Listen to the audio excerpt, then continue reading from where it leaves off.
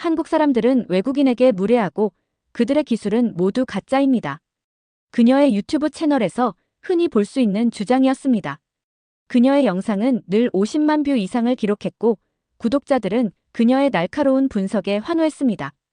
그러나 모든 것이 한순간에 바뀌었습니다. 서울행 비행기표를 예매하는 순간 그녀는 자신의 경력과 명성이 흔들릴 수 있다는 것을 알고 있었습니다. 인천공항에 발을 딛는 순간부터 시작된 그녀의 이야기를 바로 시작해보겠습니다. 안녕하세요. 전 안드레아 로렌스예요. 제 일은 다른 나라들에 대한 이야기를 전하는 거예요. 주로 한국에 관한 이야기죠. 침대에서 살며시 빠져나와 작은 부엌으로 걸어가고 있었어요. 이른 아침, 집안은 조용하기만 했죠. 창문 너머로 베이징 도시가 막 잠에서 깨어나고 있었어요. 진한 커피 한 잔을 내리고 노트북을 켰습니다. 밝은 화면이 어두운 거실을 환하게 비추고 있었어요. 제 최신 영상 왜 한국의 기술은 겉모습에 불과한가의 조회수를 확인했죠. 이틀 만에 50만 뷰. 미소가 절로 나왔어요. 구독자 수도 계속 늘고 있었고요. 한국의 문제점을 많이 얘기할수록 더 많은 사람들이 제 영상을 보더라고요. 댓글을 훑어보고 있었어요. 대부분의 사람들이 저에게 동의하고 있었죠. 안드레아, 당신 말이 맞아요. 한국은 그저 잘 보이고 싶을 뿐이에요. 진실을 보여줘서 고마워요. 한국이 과대평가됐다고 항상 생각했어요. 이런 댓글들이 저를 기분 좋게 만들고 있었어요. 마치 중요한 일을 하고 있다는 느낌이 들었죠. 한국에 가본 적은 없지만 많은 기사들을 읽었어요. 영상도 봤고요. 제가 무슨 얘기를 하는지 알고 있었어요.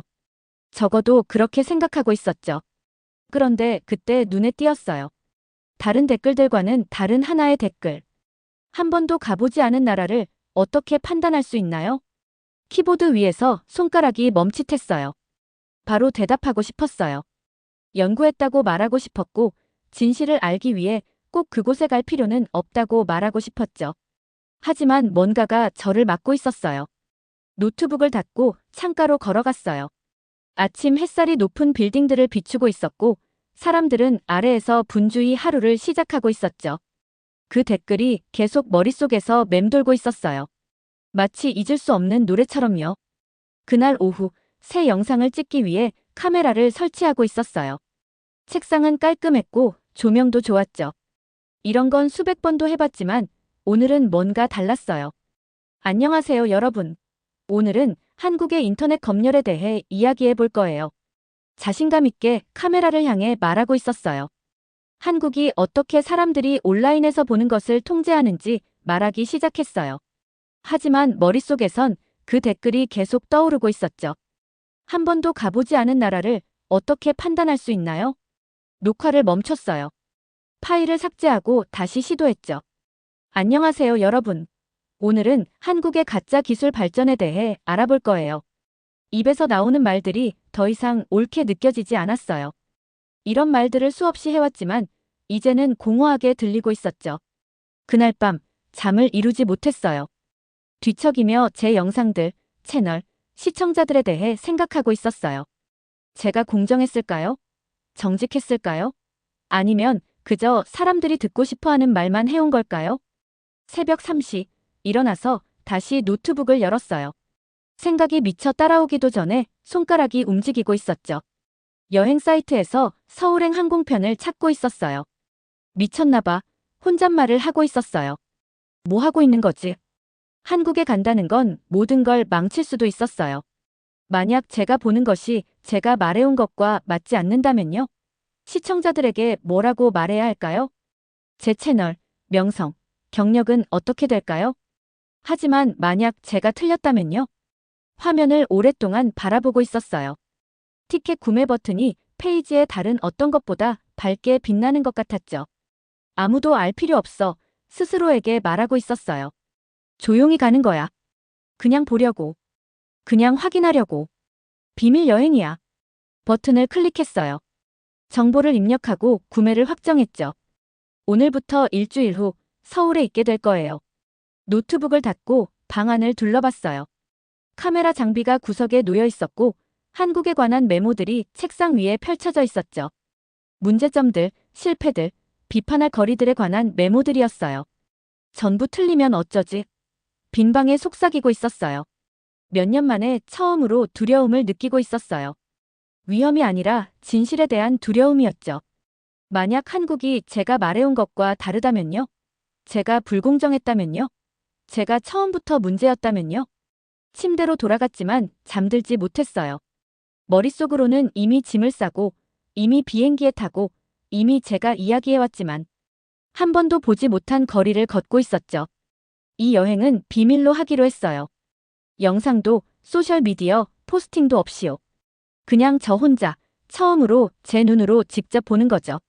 그땐 몰랐지만 이 결정이 모든 것을 바꾸게 될 거예요. 제 일, 제 믿음, 제 인생을요. 비행기가 부드럽게 착륙하면서 살짝 흔들렸어요. 가슴이 쿵 뛰었죠. 여기 와 있었어요. 정말로 서울에 와 있었어요. 인천공항을 걸어가면서 작은 백팩을 꽉 붙잡고 있었어요. 모든 게 너무 깨끗했어요. 바닥이 반짝이고 있었고 여러 언어로 된 안내판도 알아보기 쉬웠죠. 공항 직원들은 사람들이 지나갈 때마다 미소 지으며 살짝 고개를 숙이고 있었어요. 이건 제가 영상에서 설명했던 지저분하고 혼란스러운 한국의 모습과 맞지 않았어요. 안내판을 따라 입국 심사대로 향했어요. 긴 줄과 혼란, 어쩌면 약간의 무뚝뚝함도 예상했죠. 하지만 줄은 빠르게 움직이고 있었어요. 제 차례가 되자 심사관은 여권을 확인하고 지문을 찍은 다음 미소와 함께 한국에 온 것을 환영한다고 말했어요. 이분도 채 걸리지 않았죠. 너무 쉬웠는데? 혼자 생각하고 있었어요. 진짜 놀라움은 공항 화장실에서 왔어요. 너무 깨끗했거든요.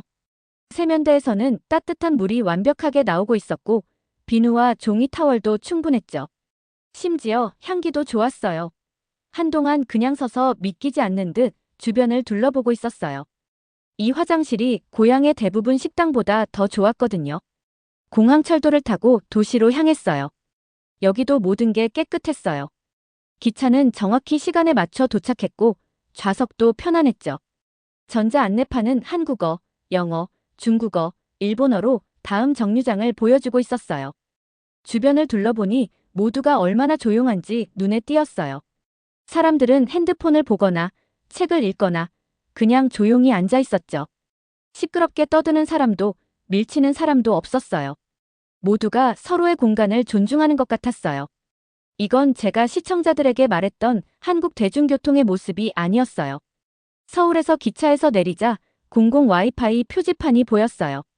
아마 느리거나 제대로 작동하지 않겠지라고 생각했죠.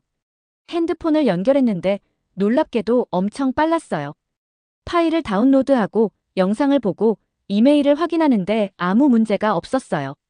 진짜 작동하는 무료 와이파이라고 혼잣말을 하고 있었어요. 이건 여기서 불가능하다고 말했는데 배에서 꼬르륵 소리가 나면서 비행기에서 이후로 아무것도 먹지 않았다는 걸 상기시켜줬어요. 골목길에서 작은 식당을 찾았죠. 한국어를 못해서 메뉴판의 사진을 가리켰어요. 음식이 금방 나왔어요. 밥과 채소가 들어간 뜨거운 국이었죠. 긴 비행 후라 정말 맛있었어요. 다 먹고 나서 깨달았어요. 계산을 어떻게 해야 할지 모르겠더라고요. 볼 수 있는 계산대가 없었어요. 한 젊은 여성이 제 혼란스러운 표정을 알아챘어요. 한국 처음이세요? 그녀가 완벽한 중국어로 물었어요. 문 옆에 있는 기계에서 계산하시면 돼요. 감사하다고 말했지만 약간 부끄러웠어요. 그녀는 미소 지었죠. 저는 리웨이예요. 저도 중국인인데 여기서 공부하고 있어요. 그녀가 말했어요. 주변 길 찾는데 도움이 필요하세요? 아니라고 말해야 했어요. 여기서 존재감 없이 지내려고 했으니까요. 하지만 길을 잃고 혼란스러웠어요. 네, 부탁드려요. 인정했어요. 전 안드레아예요. 리웨이는 예상치 못한 안내자가 되었어요. 거리를 걸으면서 그녀는 흥미로운 장소들을 가리키고 있었어요. 지하철 카드 사용법도 보여줬고 쓰레기 분리 방법도 설명해줬죠. 모든 게 너무 체계적인 것 같아요. 제가 말했어요. 맞아요. 리웨이가 웃었어요. 처음 왔을 때 저도 똑같이 느꼈어요.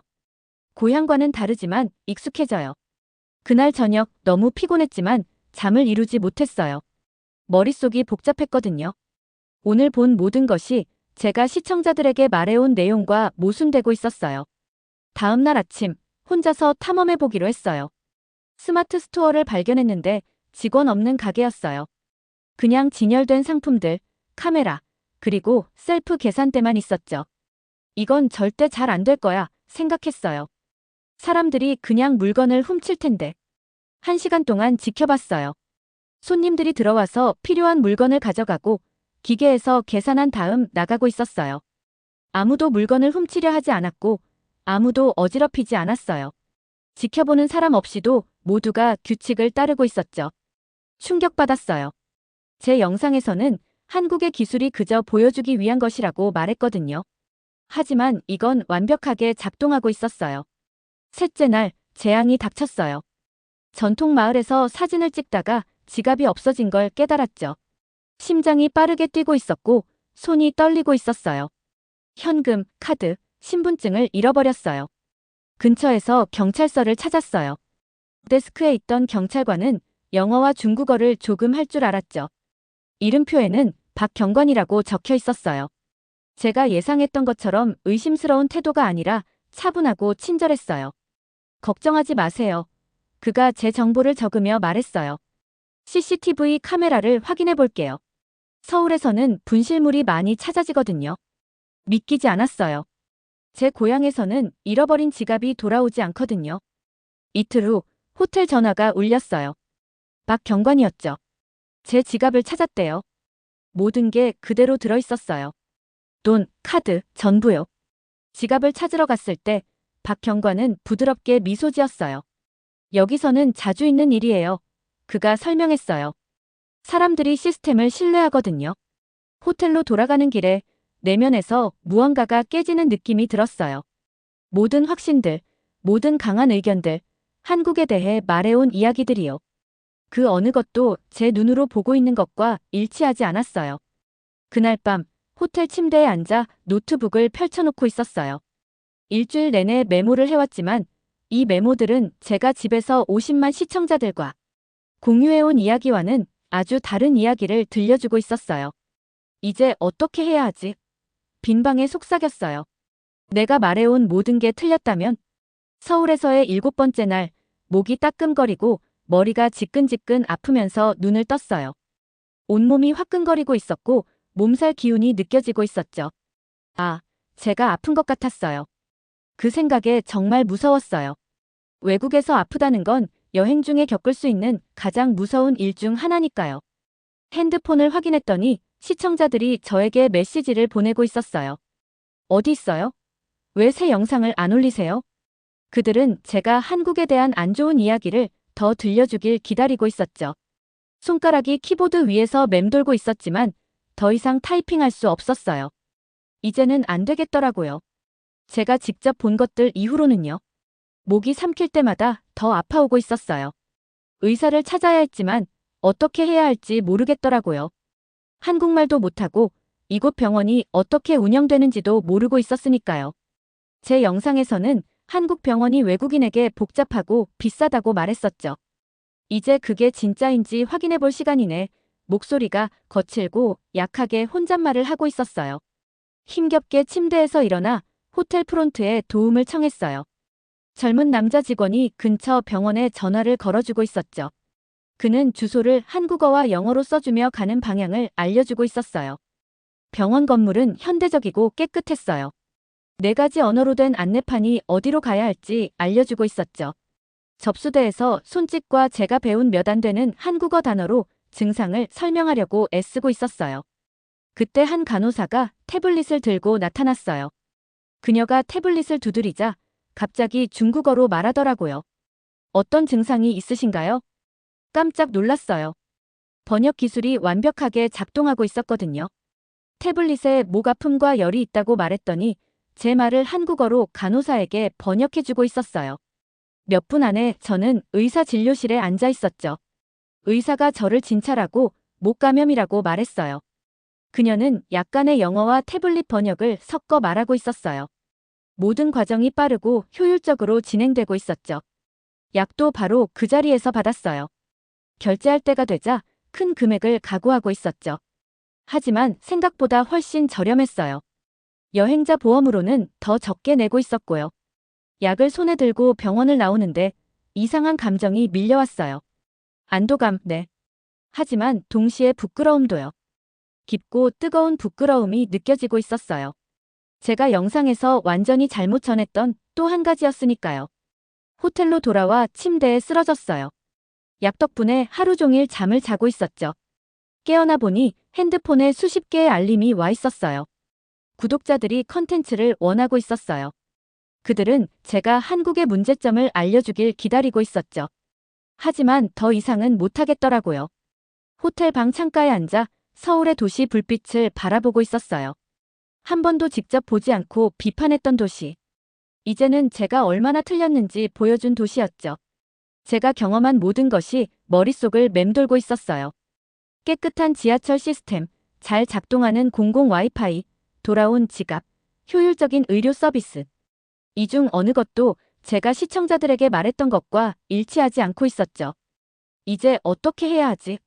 스스로에게 물어보고 있었어요. 집에 돌아가서 이 여행이 없었던 것처럼 할 수도 있었어요. 똑같은 영상을 계속 만들 수도 있었죠. 제 채널은 인기를 유지할 거고 계속해서 조회수와 댓글, 수익을 얻을 수 있었어요. 아니면 진실을 말할 수도 있었죠. 그 생각에 두려움으로 심장이 빠르게 뛰고 있었어요.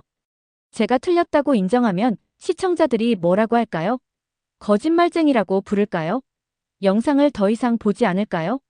제가 쌓아온 모든 것을 잃게 될까요? 노트북을 꺼내 제가 기록한 관찰들을 넘겨보고 있었어요. 한국의 현실은 제가 그려온 모습과 너무 달랐어요. 완벽하진 않았지만 어느 곳도 완벽하진 않으니까요. 제가 묘사했던 것과는 전혀 달랐죠. 핸드폰이 울렸어요. 리웨이가 제가 좀 나아졌는지 확인하고 있었어요. 많이 나아졌어. 답장을 보내고 있었어요. 고마워. 내일 커피 마실래? 그녀가 물어봤어요. 응, 답장했어요. 누군가와 얘기할 필요가 있어. 다음 날 아침, 작은 카페에서 만났어요. 리웨이에게 모든 것을 털어놓고 있었어요. 제 영상에 대해 한 번도 방문하지 않고 한국을 비판했던 것에 대해 제가 본 모든 것이 제가 말해왔던 것과 모순된다는 것에 대해 그녀는 판단 없이 듣고 있었어요. 제가 이야기를 마치자 그녀가 부드럽게 미소 짓고 있었죠. 틀렸다고 인정하는 데는 용기가 필요해. 그녀가 말하고 있었어요. 대부분의 사람들은 그렇게 하지 않아. 하지만 이제 어떻게 해야 할까? 물어봤어요. 시청자들에게 진실을 말하면 모든 것을 잃을 수도 있어. 리웨이가 생각에 잠겨 커피를 마시고 있었어요. 아니면 조회수나 좋아요보다 더 중요한 것을 얻을 수도 있어. 그게 뭔데? 존중. 자기 존중. 그리고 자극보다 정직함을 소중히 여기는 사람들의 존중. 서울을 걸으며 하루 종일 이 말을 곱씹고 있었어요. 저녁이 되자 결정을 내렸죠.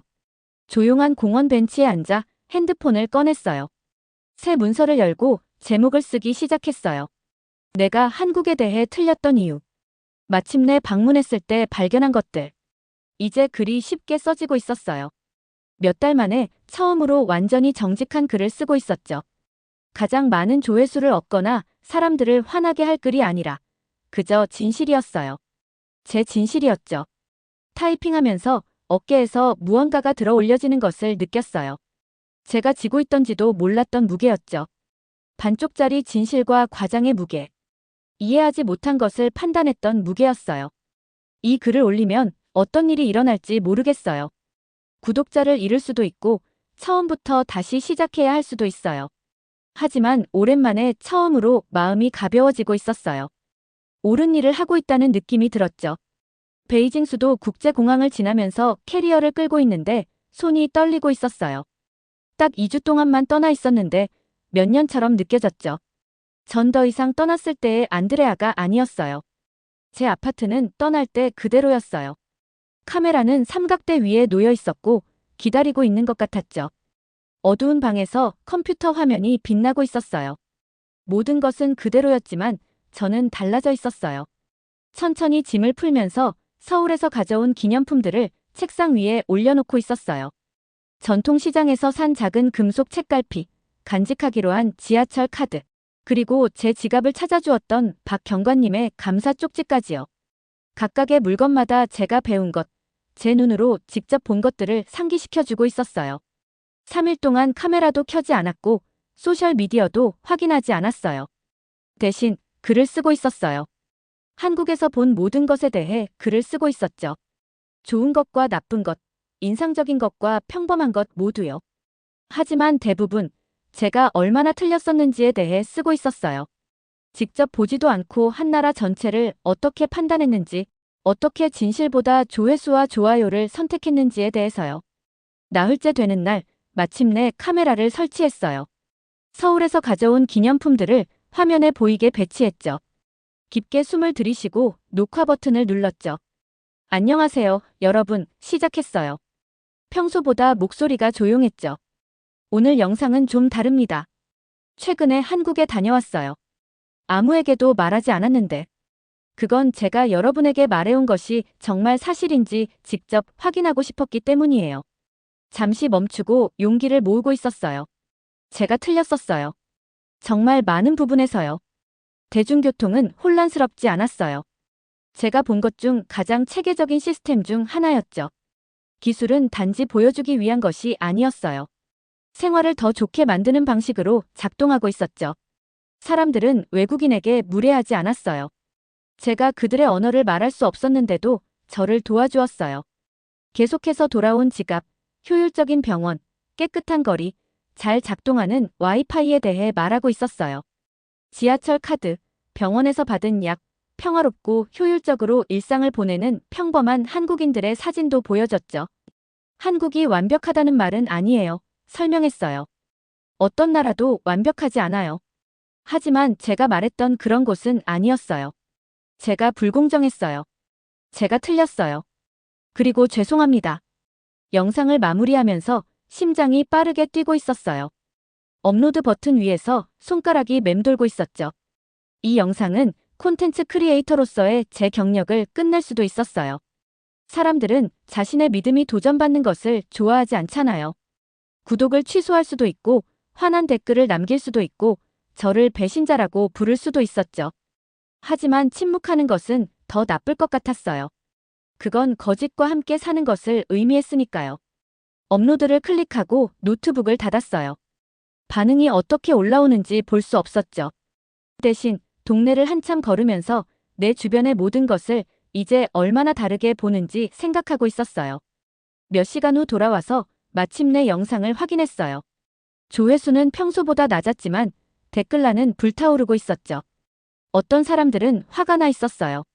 한국 돈에 매수됐구나. 배신자. 구독 취소할게. 내가 너를 믿었다니 믿을 수 없어. 이런 반응은 예상했었어요.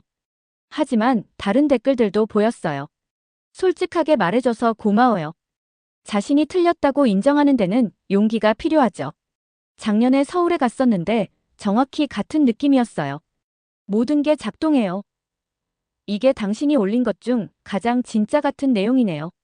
그리고 제 심장을 멈추게 한 댓글이 있었어요. 안녕하세요, 안드레아님. 서울의 박경관입니다. 친구가 당신의 영상을 보여줬어요. 우리나라에 대한 따뜻한 말씀 감사합니다. 언제든지 다시 환영합니다. 눈에 눈물이 고이고 있었어요. 이런 친절함은 예상치 못했거든요. 다음 몇 주 동안 구독자의 거의 절반을 잃었어요. 조회수도 떨어졌고요. 한국을 비난했던 제 예전 영상들에는 직접 가봤고 더 잘 아는 사람들의 화난 댓글들이 달리기 시작했어요. 하지만 다른 일도 일어나고 있었어요. 새로운 종류의 시청자들이 저를 찾기 시작했죠. 다른 문화에 대한 생각이 깊고 정직한 콘텐츠를 원하는 사람들이었어요. 자극보다 진실을 중요시하는 사람들, 새로운 정보를 접했을 때 생각을 바꿀 의향이 있는 사람들이었죠. 새로운 시리즈를 시작했어요. 제가 틀린 것들. 신중하게 연구했고 실제로 제가 이야기하는 나라에 사는 사람들과 대화했어요. 사실관계를 확인했고 제가 모르는 것에 대해서는 정직하게 말했죠. 이제 제 채널은 더 천천히 성장하고 있었지만 더 건강한 방식으로요. 밤에 잠도 더 잘 자고 있었고 사기꾼처럼 느끼지 않고 거울 속 자신을 바라볼 수 있게 됐어요. 그리고 다음 여행을 계획하기 시작했어요. 이번엔 베트남이었죠. 이번엔 열린 마음으로 가기로 했어요. 이번엔 말하기 전에 먼저 보기로 했죠. 돌아오는 길은 쉽지 않았어요. 제가 가치 있게 여겼던 것들을 잃었어요. 구독자, 조회수, 전문가로서의 명성이요. 하지만 더 중요한 것을 얻었죠. 정직함과 함께 오는 자유, 실수를 인정하는 것, 성장하고 변화하는 것이었어요. 이것이 제 부활이었어요. 자신을 절대 의심하지 않는 자신만만한 비평가가 아니라 더 나은 무언가로요. 이 세 마디의 어려운 말을 할 만큼 용기 있는 진실 추구자로요. 잘 들으셨나요? 세상에는 가슴 따뜻한 이야기들이 가득합니다. 감동 힐링 사연은 해외에서 전해지는 감동적인 사연들을 소개하며 다양한 이야기들을 통해 위로와 희망, 그리고 하루의 힐링을 선물해드립니다. 조그마한 힐링이 되셨다면 구독과 알림 설정도 큰 힘이 되어요. 다음 영상에서 더 좋은 사연으로 찾아뵙겠습니다. 시청해주셔서 감사합니다.